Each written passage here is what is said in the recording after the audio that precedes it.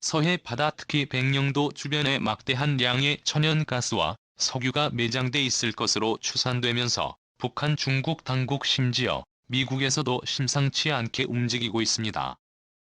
앞서 2018년 미국은 백령도 북부 서해안만 북한 난로 소조선만 일대의 석유 개발을 미국 당국이 협력해 개발하기로 했으나 무산됐습니다.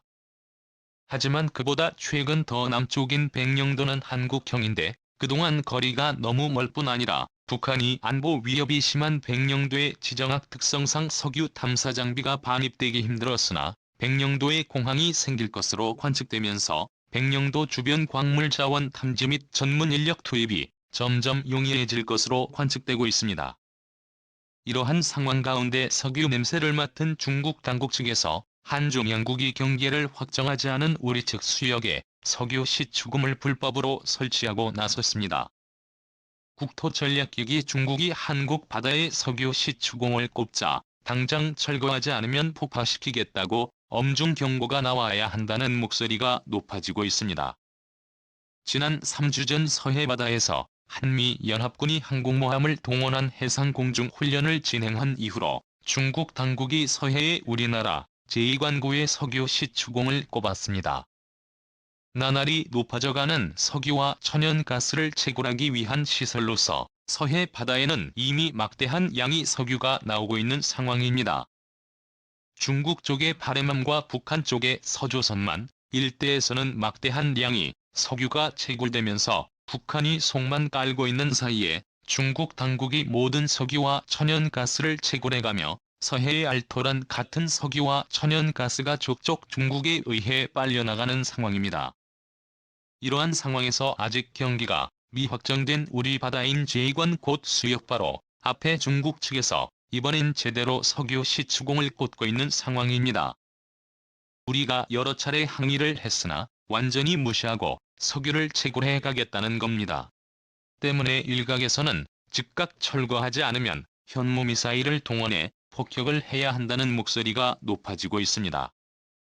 군사적으로 나와야 한다는 이유는 이곳이 아직 경계가 없는 잠정수역 즉 우리의 바다로 볼 수 있을 뿐 아니라 중국은 석유 시추 장비를 군사시설 오프쇼어로 활용해 한미연합 당국의 군사활동 동태를 감시하고자 한다는 보고가 나오고 있기 때문입니다. 이러한 중국 측의 시설을 철거하지 않으면 각종 사드와 같은 군사장비 레이더를 동원해서 우리나라 산업시설이 밀집한 서해안 평택 일대에 집중 공격을 가할 수 있어 매우 위협적인 상황이 연출될 수 있습니다.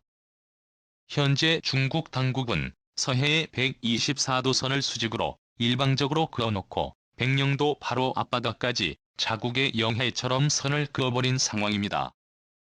한국이 훨씬 해안선이 복잡하고 섬이 더 많이 튀어나와 있는데 바다의 면적은 형편없이 적은 상황인데요.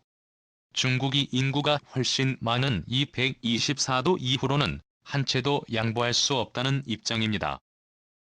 124도 섬과 가까운 백령도에는 매일마다 중국 해군의 대형 군함이 등장해서 사실상의 무력 시위를 하고 돌아가는 사상 초유의 지경에 이르는 상황입니다.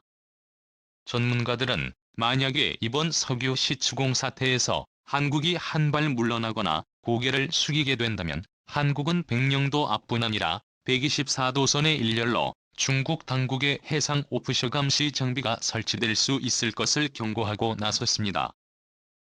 해 바다는 수심이 깊지 않기 때문에 석유 시추공이라는 명목으로 124도선을 따라 일렬로 해상 말뚝을 박는 것이 가능하고 한국과 미국을 상시 감시할 수 있게 되는 상황이 만들어지고 있다는 건데요. 이미 제7관구 인근 동진 하해에서는 중국 당국의 해상 석유 시추공이 너무 촘촘하게 박혀있어 선박들의 통행까지 불편한 수준으로 밀도 높게 설치돼 있는 상황입니다.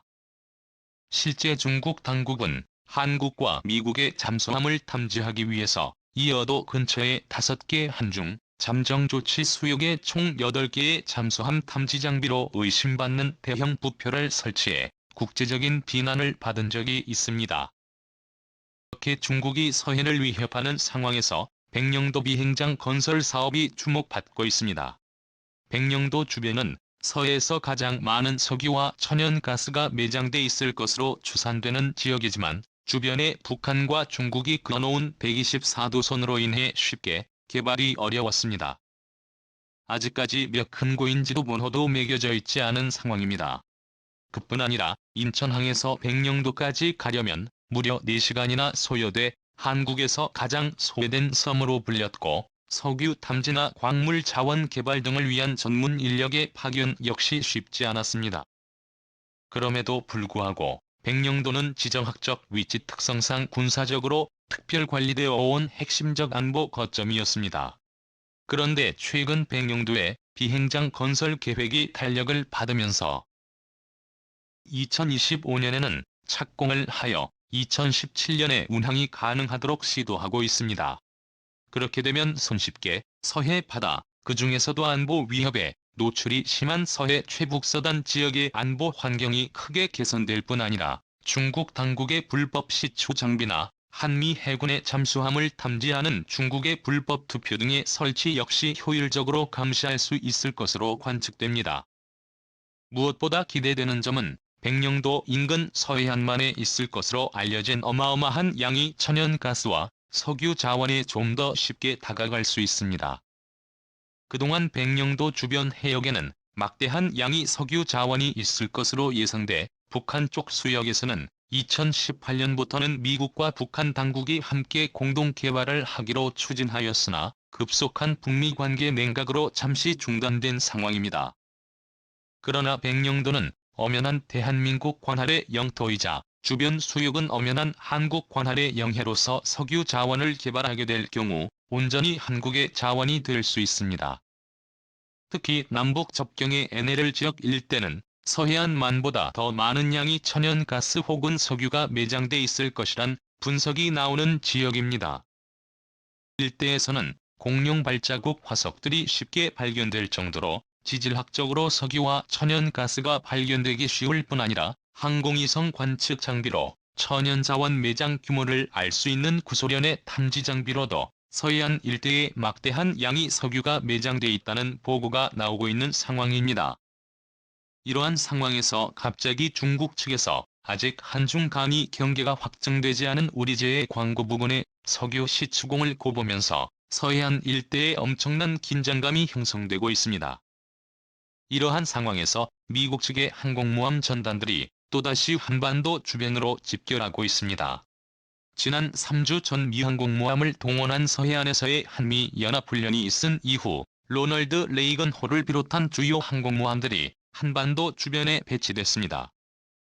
자칫 중국이 서해안에서 한국을 위협할 경우 그대로 한미 상호방위 조약에 따라서 미국이 직접 중국군을 타격하기 위한 것입니다.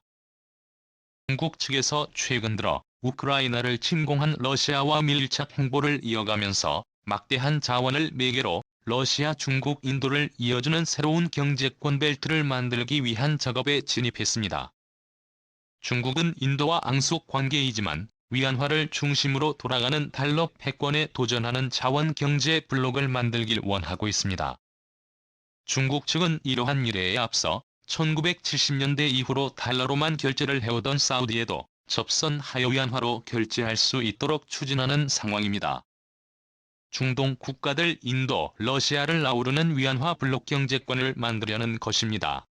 여기에 서해에서 만들어지는 천연가스까지 확보를 하게 된다면 중국은 미국이나 서방 진영에 필요 없는 독자적인 세계 경제 블록을 만들어 세계를 또 다른 냉전의 구도 안으로 밀어넣을 수 있다는 우려가 나오는 상황입니다.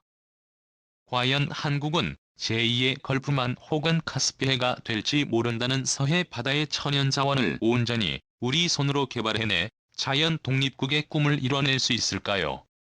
시청해주셔서 감사합니다.